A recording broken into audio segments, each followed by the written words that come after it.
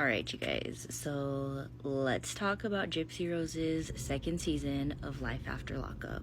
Now, I want to let you guys know that I didn't watch it last night. Normally I watch it with Conspiracy, but for some reason TikTok allows people you've blocked or people that have blocked you to still remain in other people's comments on live. So I did not go there. I love Conspiracy, she's my girl, but I couldn't be in that chat anymore, okay? I like to stay far away from drama, and like I said, I don't talk about those people. When I talk about Gypsy, it's solely about Gypsy, okay? With that being said, I am going to start doing watch parties the day after, because Gypsy Rose's show is available to stream the day after. So if you guys are interested, I will be live later this morning, and we're gonna watch Gypsy Rose Life After Lockup, the first episode, okay?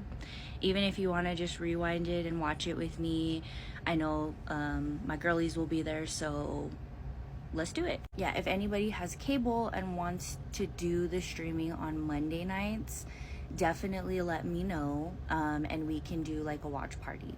But I did see some clips on my FYP this morning, and I really want to talk about the clip where they went out on their date night and Ken basically was forcing her to do things, and she had to go in the bathroom and hide the fact that she was crying and come back like nothing was wrong. But bravo to Lifetime for making a second guy look like a complete douche. Now with Ryan, in my opinion, I think that he genuinely had that love and care for Gypsy, and vice versa. You can see it. Their chemistry was natural, it was organic, it wasn't something, she was able to express that her fears and her insecurities with Ryan.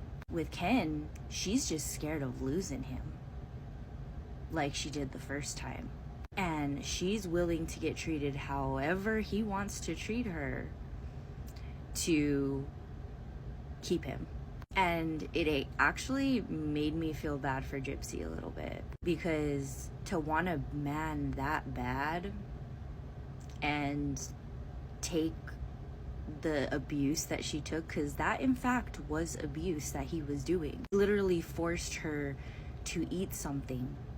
And in my opinion, men that do that, like in public and publicly shame you behind closed doors, are 50 to 100% worse than they are in public. So I'm trying not to let it kind of blind me to who Gypsy is, but I think a lot of people were right that Ken is going to be her karma. Ken is going to be somebody that ends up shattering her heart. And considering the fact that they have a child together, I think that it's not going to end very well, especially considering all the secrets that Ken already has. But in all honesty, Gypsy, she basically set herself up for this.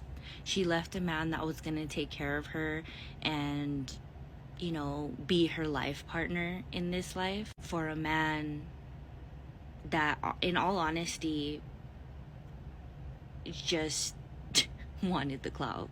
You can tell right now that he's full on invested in all this. She even says on that series, I saw a clip that even said that he spends hours at nights going through comments. I mean, it's obvious he trolls people. It's very obvious to me, because I was one of the people he trolled. Karma hits back hard. And I believe it now, how people were saying that Ken's gonna be her karma, because I can definitely see that happening. And it seems like the trauma, because again, I'm not the person that has ever said that she's not been through any trauma. I do agree she has been through some traumas in her life. But for Ken to treat her like that and know her traumas is wild. I also just want to add in that his dad was interviewed at the gender reveal, and he reiterated that they talk for 3, 4, 5 hours at a time. You know that's not possible, right? In DOC, where she was locked up in Chillicothe, you can only talk for 15 minutes at a time. That's been confirmed through multiple outlets, including Lifetime and Melissa G. Moore, that you can only talk for 15 minutes at a time. So that's a straight lie. Probably a lie that was fed to her from his son and Gypsy. But what did you guys think about it if you watched it? And if you guys didn't watch it, again, I will be live later in probably the next couple hours, and we'll watch it together and we'll form our opinions together. Okay, guys? Come to a safe place to watch and debate and have your own opinions about Gypsy Rose Blanchard's life after lockup. Hope to see you guys there. Bye. Alright, so I just watched the replay that I did on my live. I actually had to go over to my backup account, Tea Time with Trippy. If you guys don't follow me over there, go follow me over there, just in case. You won't regret it. And I'm going to start posting more on there, I promise. But we watched it over here, and then we moved over there. But we watched Gypsy Rose's second episode of Life After Lockup. And let me tell you, the one part that stood out to me the most, aside from the sneak peek, was when Gypsy confronted Ken about the hairbrush and about the ex's stuff. Ken got super defensive. Now, this is the energy I felt when that man came in my live and threatened me and my viewers. This energy is dark. It's very dark. It's angry. And it's not good. When you mix that with Gypsy's energy that she naturally has, her wanting to do whatever she wants, thinking she can do whatever she wants, and not wanting the feeling of being tied down or locked in any way, I can tell you right now that relationship is just gonna be explosive. And when both of them come to head and both of them are fed up, it's not going to end well. Now, you guys can speculate all you want, and this is just my own opinion and my own feelings. I am a natural intuitive, and I can gather energy from pictures, from videos, from being in person with somebody. I can sense it. That's just how I've always been. And when I tell you, my heart like dropped, and I got that sinking feeling of darkness when that whole scene happened. Let me tell you, a lot of what I have said in the past about Ken, it just might be true. Because we do know Ken was a majority in Texas for a very long time. And I'm not going to voice those because I think that it's just a feeling that I think people wouldn't understand, you know, because a lot of people think that energy and intuition and all this stuff is bullshit. But literally, my horoscope told me today to trust my intuition, and this is what my intuition told me. And like I said, I had this same feeling when this man was in my comments and in my lives, threatening not only me, but all the other people in my life as well. I felt like it was an evil energy and a aggressive energy, and mix that again with what we know about Gypsy as far as hers. And again, I don't see this ending well. I just don't see it.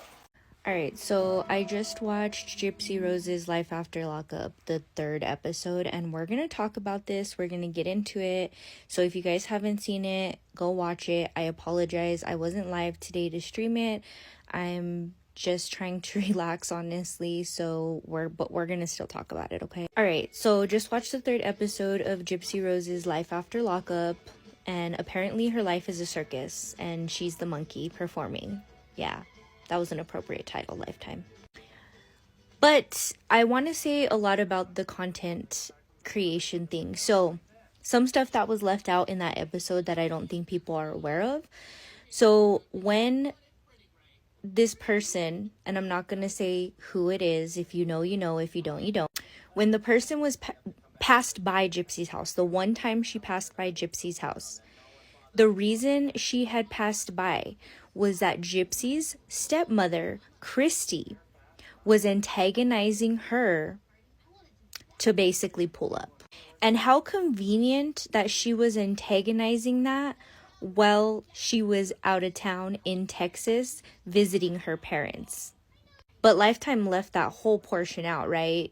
That the antagonization was there on the internet, and that it wasn't even towards Gypsy, it was towards Christy. Now, in the next episode, you do see Christy filing the police report that was filed, which is kind of weird to file a police report after the fact, after you come home, after you even know this was happening. And then people just send it to you online, because it is proven that she only passed by that house one time. And the only reason she did that was because she was on a live, Christy was on a live a few nights before, basically trying to debunk that this person lived in the same area as her. It literally was nothing to do with Gypsy. It was everything to do with Christy. So if that doesn't show you that Christy tried to set up Gypsy already, and it doesn't show you that she's literally pulling the strings and putting these thoughts in Gypsy's head, just like Gypsy claims her mother did, I don't know what to tell you. Maybe you just had to be there. I don't know. But to boot, the rest of it too was, you know, a lot of the San Francisco stuff, and how she says she doesn't like being in the public eye. Well, if you didn't like being in the public eye, then why didn't you come out and not be in the public eye? It literally was that simple. And in the beginning of this episode, there was a clip from last season of her saying, I don't want to be known as the girl that killed her mom. But as I've stated before, and I've proven my point in comments, she will always be known as the girl that killed her mom. There's no way to reinvent yourself because you keep bringing up your mom. Your book is about your mom. Your lies are about your mom. Everything you're doing is about your mom. I know when she got out, she was trying to do this prison reform thing, but how are you trying to do a prison reform thing when prison was more freeing for you than life was, as you stated in your own words? How is somebody supposed to advocate reforming something in prison when they don't know exactly how it's supposed to be? When you're talking to somebody that's only been to prison for a serious crime and not in and out. To boot, how do you advocate for something that you claim isn't there but very clearly is available, like the mental health issues? You say you were denied a therapist, but it's been proven in Chillicothe many times. You can even call Chillicothe themselves and they tell you therapy is available to every single inmate there. The fact that you didn't want to doesn't negate any of that. And this whole episode, her and Ken are talking about haters, online haters, whatever, right? They're not haters. A majority of people are not haters. Like the kids were saying at San Francisco State, they want the truth. That's what they want. They want the raw truth of your life, and that's it. It's not hate. It's literally bringing the correct information forward, because quite obviously Gypsy is brainwashed still and is following this narrative for money. And you can't tell me any different. Okay, so just finished episode 4 of Gypsy Rose's Life After Lockup, and we're going to talk about it. But before we do, be sure to shoot me a follow. Comment down below if you've seen this episode, and let me know what you think after you watch this video, okay? Okay, so I have to reiterate this, okay? I have told everybody this from the get-go.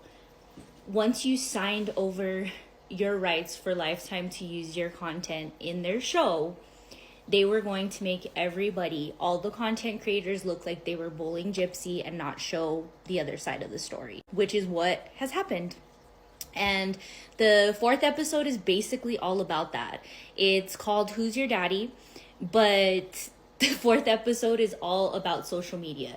These people take social media to a different level. They complain about it. They basically call people bullies, when in fact they're doing the exact same thing that the people you seen in that video, they were doing the exact same thing. They were hopping into lives, talking shit about people, in comments with people, talking shit about people. And this is not a thing that was retaliated, like they did it to her, so she did it. She was doing this and antagonizing people along with her mom, Christy, and Ken, way before anybody started actually saying anything that was remotely bullying Gypsy. For the most part, a lot of what people are saying online is truthful. A lot of the videos you've seen in the 4th episode were genuine concern that she was not able to take care of her child. Why? Because she killed her mom. She killed a mother that took care of her. And then you see like this whole Halloween thing. And she says that her mom took her to the zoo where you go trick-or-treating, which in my town, we have the same thing where you go to the zoo and you do like a trick-or-treating thing and you dress up. That sounds like a wonderful childhood. But yet she still wants to continue this narrative that she had such a horrible childhood, never got to experience anything, never got to do anything normally. Like, how does that make any sense? But like I said before, this whole episode, her whole concerns are only what her image looks like to the people on social media. She does not care about how Ryan felt about something. She does not care about proving anything to Ryan. The only thing she wanted to prove was to everybody online that was talking shit about her or not agreeing with her narrative that she is trying to put out there. The fact of the matter is that if you would simply tell the truth, you would never receive the amount of hate that you receive now. And to boot, I want to talk a little bit about this comment that she had made. She made a comment, I believe it was on one of her videos, saying that the murder was so 5 years ago. Excuse me? It was so 5 years ago? Like, what? No, a murder, when you murder someone and you plot their murder, it does not just go away and now you're seen as whoever you want to be, a mommy vlogger, a celebrity, whatever you want to be seen as. That just doesn't go away. That's what's going to follow you. That's what you're known for. That's why you're out here with shows and creating content and all of this other stuff. That's the only reason. And I'm going to continue saying that until she is completely off social media. There is no way of reinventing yourself after you plot your mother's murder. It wasn't like it was a stranger. It was your mother that took care of you. You know how you're taking care of your daughter, supposedly? But I don't know. Lifetime really needs to get a life, for real. Because I think, and I'll say this again, Melissa G. Moore had a lot to do with this. And if you guys have watched that new Happy Face Killer series that came out, she also had a lot to do with that. That woman wants to be famous, and she will do whatever and step on whoever to get what she wants. And she has proved that. Not only with this show, but her show. And that's the person you guys have to blame. Not Lifetime. Honestly, not Gypsy. Maybe a little bit of Christy. But Christy and Melissa G. Moore are the two women that you need to keep an eye out for this. Because the minute they're able to profit off of something different, they're going to. And they're going to re-victimize the victims of not only their circumstances, but also the others, continuously over and over again until they go away. And like I said, I'm rarely wrong. And I had said this when Lifetime had sent me a message asking for my content. They were going to tear down creators for what they were saying. And they were going to portray them as bullies and not as people telling and stating facts and opinions. Tell me I was wrong. Alright guys, I just watched episode 5 of Gypsy Rose's Life After Lockup, and I'm going to give you a little breakdown. I'm going to do this a little bit differently, so you guys don't have to watch it, okay? But if you do, remember to leave those ratings per episode, guys. Alright, so in this episode, basically, it surrounds the paternity test mainly. So it's called And the Father Is... Yeah. And all the speculation that goes around there. In the beginning, I was like, oh, wow, they're making Ken seem pretty decent this episode. It started with him figuring out the stroller and how to put it down because Gypsy or Christy couldn't figure it out. I was like, wow, he's YouTubing it and figuring shit out, you know, great, wonderful. But then towards the end, they go on a baby moon, and he's like, sometimes I wish Gypsy would just shut her mouth.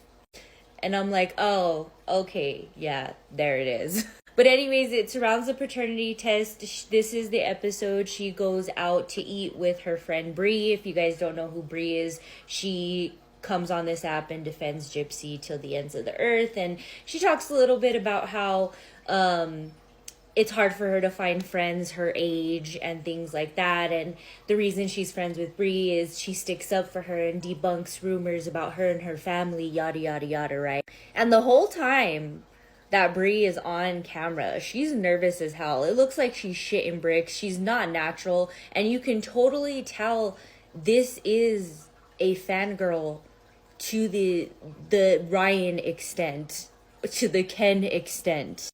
Solely my opinion, but that's just the way I see it, okay? And then honestly, I think it was creepy as hell for Lifetime to put in them going into a sex store.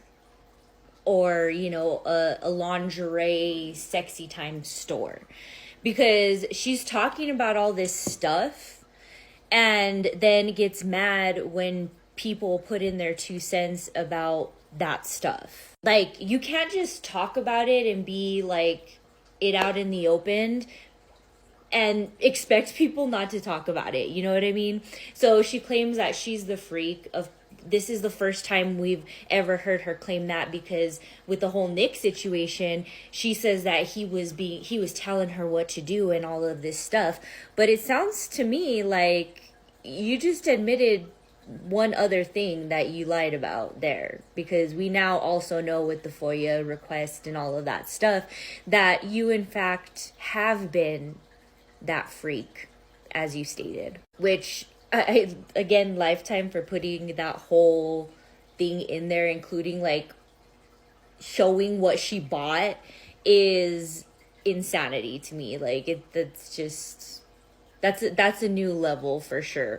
As Gypsy has stated, she doesn't want people to think about that because it's none of their business or whatever, and then blatantly go and buy all of these items or say that they have all of these items and admit to doing it 12 times a day when she started sleeping with Ken. Just blows my mind. You know, it's like, you know, you can't talk about it, but let me talk about it to the longest extent of time, right? Yeah, hope you're being safe. If you know, you know. But anyways, they basically do that, and she finds out the paternity test. The whole time she's like twiddling her thumbs and like waiting for this paternity test, right? And why is she doing it? She says for Ryan, but honestly, I truly do feel like she was doing it more for the public. She keeps like backtracking and saying, oh, it's for everyone, but then no, it's just specifically Ryan, like specifically him. And she accomplished what she wanted to. She wanted him to see that last name on there and feel the hurt to know that that wasn't his child. And that's messed up, honestly. Like, I don't support Ryan at all, but that's a level of petty that shows that you're not over him. Like, you still have him on the hook of some sort, in my opinion, of course. But anyway, she finds out while she's out with her friend Bree, and she posts it on Instagram without telling Ken. And the producers like even say like, you didn't tell Ken? And she's like, well, no, he works till 10 tonight. I'm not gonna wait. Like, for real, girl? Like, for real. And then the next scene you see is what I was talking about in the beginning, is Ken is blatantly saying like, this is none of people's business. I don't want it out there. And sometimes it's too much. Sometimes she just needs to shut her mouth. Those are his words. Like, you can tell that there's a level of aggression with the way she is. And the way she is not going to change. She's going to always want to prove to the people the things, and we even see it more so now. So, you know, you think about this, she was still pregnant when she was filming this, and you see it now with like the baby and stuff, and it just has you thinking like, are they fighting because of this whole, you know, scenario of showing the baby or having the baby on camera and it getting closer and closer to showing her actual looks and everything, you know what I mean? they have to be bickering over this kind of stuff daily, because it hasn't gone away. It's actually come back with full force, where she's commenting back and clapping back at people and being more aggressive. Now, when she gets off parole, I think he's going to hit his boiling point and be like, absolutely not. Like, this is insanity. You can't do this. And we all know how Gypsy loves to be told what to do, right? But anyways, they go on like their baby moon, and they talk about like all of the baby's about to be here, and seems like Gypsy's ready to just get it on right when they get there and all of this stuff. And we had heard about this baby moon. I think I just didn't pay it no mind, because again, they weren't on during that time, and it honestly, like, whatever, to each their own. People do it a lot. I never have, but I know people that have. But all in all, it was another boring episode, especially since most of the episode was with her friend Bree, that just looks like a stalker that's drooling over Gypsy 24/7, in my opinion, of course. And it just looks like she is not built for the camera, and it's not a body shame thing. It's a facial thing. Like, she's just like, what's going on? Again, my opinion, guys. But if you know some of the shit that this woman has done, that episode probably surprises you, because she's not that. You can see in the videos they show in the package that she quite literally is not like that online, and is a lot braver online than it looks like in person. So there's that, and that's why that woman is blocked on all my social media platforms. But anyways, that was the episode. What did you guys think about it? It was another snooze fest to me, honestly, because I don't know. And then next episode, we're going to be seeing Rod a little bit, and see what he has to say, and see how it is being one-on-one with Ken, I guess. I don't know. Probably another snooze fest, but what do you guys think? Leave it in the comments down below. Alright guys, so I watched episode 6 of Gypsy Rose's Life After Lockup on Lifetime, and I'm here to tell you all about it so you don't have to watch it, okay? And I did go live this morning to actually watch it with y'all, because I wanted to watch it with somebody. I got tired of watching it by myself, and I'm gonna try for the rest of the season to do that. So every Tuesday I will go live and we will stream Gypsy Rose Blanchard's Life After Lockup. Even if you watch it the night before, I highly encourage you to come in and we can chat about it, okay? Cool. Okay, so in this episode, it's her baby shower, for one. And basically, this episode should have been called "I'm Gonna Bash My Mother, Dee Dee Blanchard, Who I Killed," because that's a lot of what was done. So in the beginning, she's talking to Ken, and she's talking about how her mom had a lot of talents, and kind of upplaying her mom. So you're like, oh, okay, well, you know, she's giving her a little bit of light, but you have to wait, okay? So at the end of her baby shower, kind of, she basically starts bashing her mom and says that she's not gonna parent like her mom. Her mom wasn't a good mom, so she's not gonna follow her directions. And she names all these other women, including Raina, Ken's mom, Christy, her stepmom, not her real mom, and also like an aunt and, you know, grandmas and stuff like that. And she says, I'm gonna take some of their advice and apply what I want to as a parent. Which, cool, awesome, but why are you bad mouthing your mother? Why are you sitting here saying my mom wasn't a good mom, when your mom literally did everything and anything possible to find the diagnosis for her child, which she was suffering from for so many years? Because I really hope that it gets embedded in Gypsy's mind that if her mom wouldn't have done all of this stuff for her, she would have most likely ended up deceased, dead. Her, Gypsy Rose Blanchard. If her mom would have ignored all of the things that were happening and all of the complaints that Gypsy had, she would be dead today. And that's just putting it bluntly, because honestly, I don't ever discredit that Gypsy may have had some kind of form of abuse, trauma, like with maybe mental abuse or even a little bit of physical from Dee Dee, because I can understand from Dee Dee's perspective that it probably got frustrating. She was a single mom to what she knew for so many years, a disabled child. And then to sit there, she goes for like an ultrasound and she sits there and she says, you know, my mom, I want to enjoy my pregnancy because my mom never expressed to me that she enjoyed her pregnancy. Well, of course she didn't, Gypsy.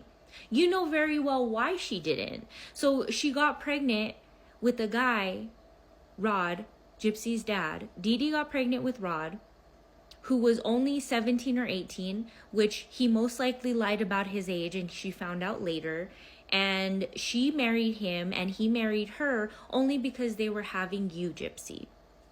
When that didn't work out, Rod went back to being an alcoholic and drinking and partying and doing all his stuff and ended up sleeping with your stepmom, Christy, whom was also your mother's friend and coworker during a period of time.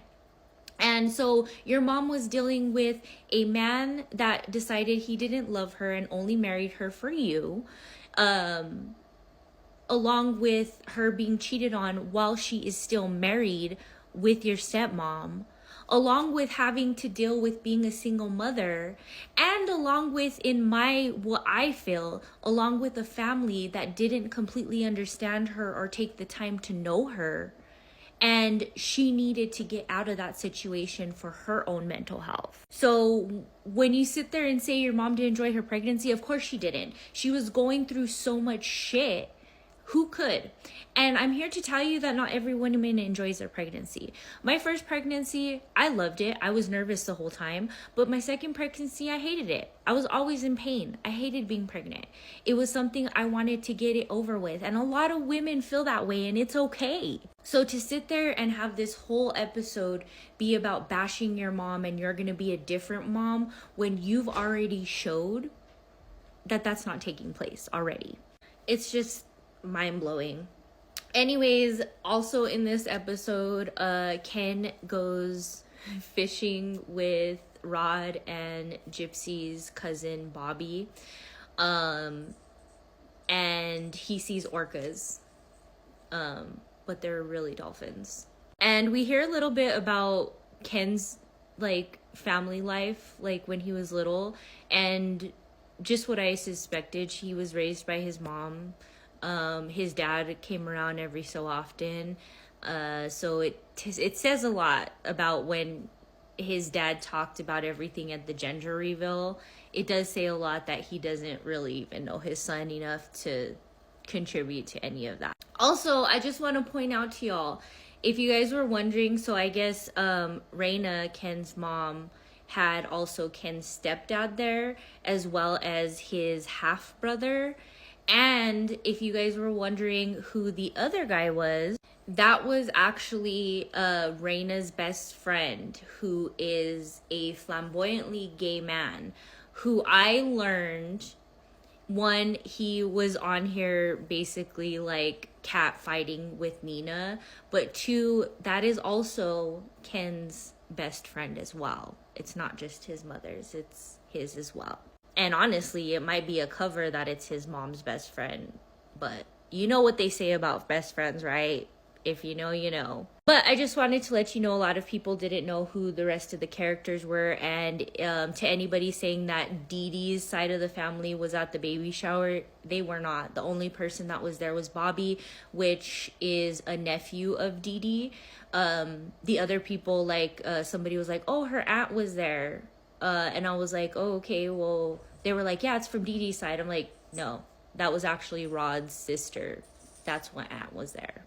And then, of course, you have a couple of the people that are out here defending Gypsy and just acting Delulu that were at the baby shower as well. And then I also just want to point out, not to make this video any longer than it has to be, but I also want to point out that at the end, we see the 4D ultrasound of everything.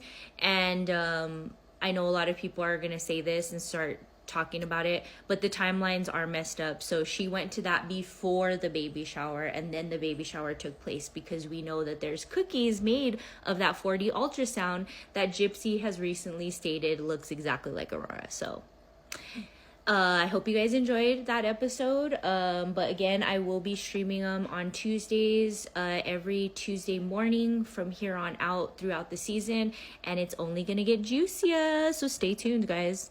Okay, so I wasn't going to post a video about a recap on Gypsy Rose's life after lockup, because you know what? It was boring AF. Literally, this whole season has just been things like last season that we seen on the internet way before it even happened, and they're just lying about certain scenarios and just mixing it up to make it more like a dramatic reality show. But there is something that I do have to talk about, because when we look in a perspective of somebody being pressed or upset because something didn't go her way, this was the episode to go about it, okay? Hey, if you're new here, my name is Ashtootrippy, and I love talking about true crime, conspiracy theories, and gossip. And sometimes we blur the lines in between all three, so shoot me a follow if you like any of those things.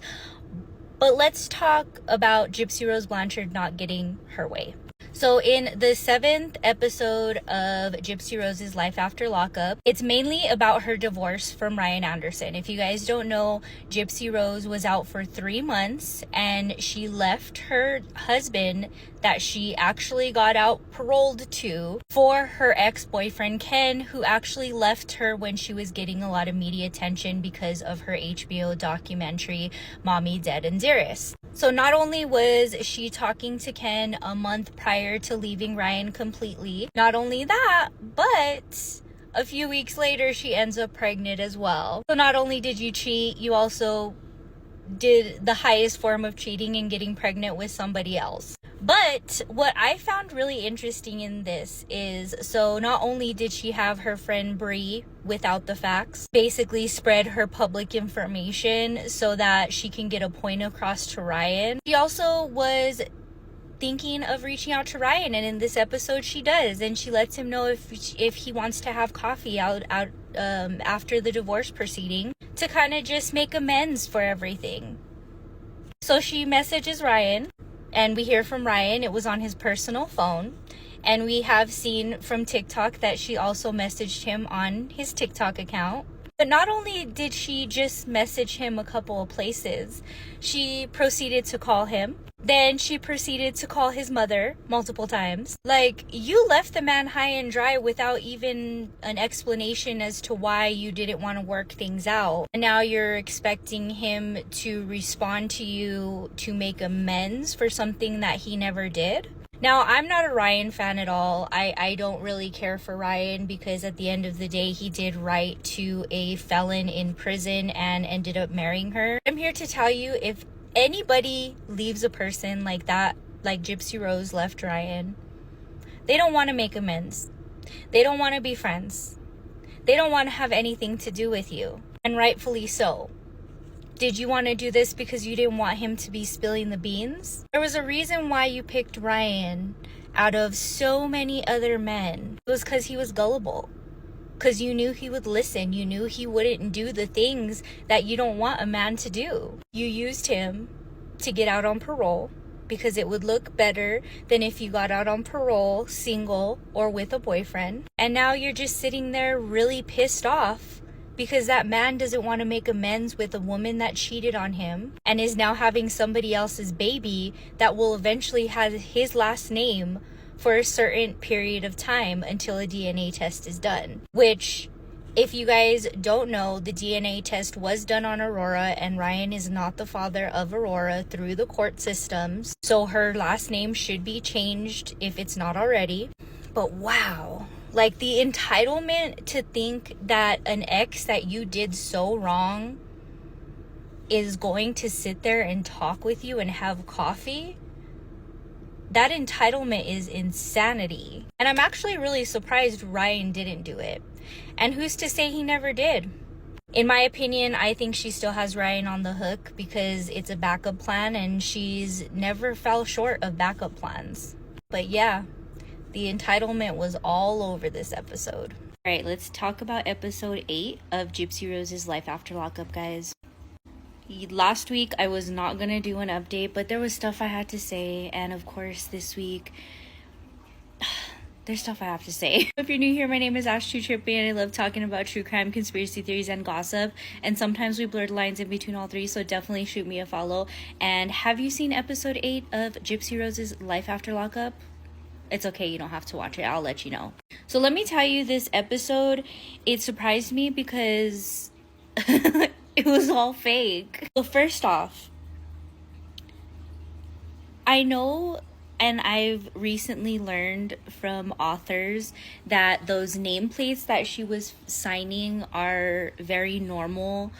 It's an easier way for an author to sign like a book and then put it inside the book. So I don't knock her for that. I heard a lot of people when I was live watching the show, people were knocking her for that. I don't knock her for that. Now, what I do question is she did sign a few books. So what was the difference? Like, even though she got all of these books and she did sign a few, what was the difference? Why did she have to sign so many? I would think she would sign less as to make her book a little more popular than the trash that it actually is. And that's my own personal review. I've read the whole book. If you guys don't know, over on my YT channel, I have the whole book. I read it with commentary. It's much easier to get through, so go and check it out. Can I also say that these people said that there was these threats? Like, one person said that they were going to throw red paint on her, like Carrie. Never did I hear that online. Never. And then somebody said that they were going to throw pictures of Dee Dee at her.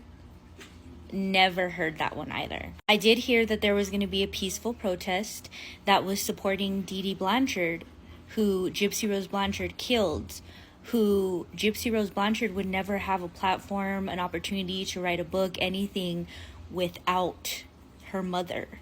People wouldn't know who she is or was or is going to be without killing her mother. And I think that's just what they're really confused about, because they really do think that she's trying to create this new image for herself, but at the end of the day, the facts are the facts. The reason she wrote a book was because of her mom. The reason she got the documentaries she did was because of her mom. She needs to admit that, and if she doesn't admit it, then her cash cow is going to be going away. And honestly, I think she's run out of time to even admit any of that. But I'm telling you right now that if I was pregnant and I felt like it was a bad idea, I would have given the money back and canceled the contract to do it. She didn't have to do it. She just didn't want to give the money back. So she can go and buy all of these expensive face products and hair care products and baby products to try to be the next Kardashian, which she's never going to be. Because again, she is known as a murderer. A conspiring murderer, which is even worse. So this whole episode was just a bunch of nonsense. Nobody was trying to attack her. Nobody was going to attack her. They just wanted the awareness to be spread that this girl is profiting off of her mother's murder that she maniacally planned. And that was the whole basis of everything. Nobody was ever going to attack her. And if people did have those thoughts, then, or people did see those threats, y'all are following and talking to some shady ass people. So maybe reevaluate who you watch on a daily basis. Just saying.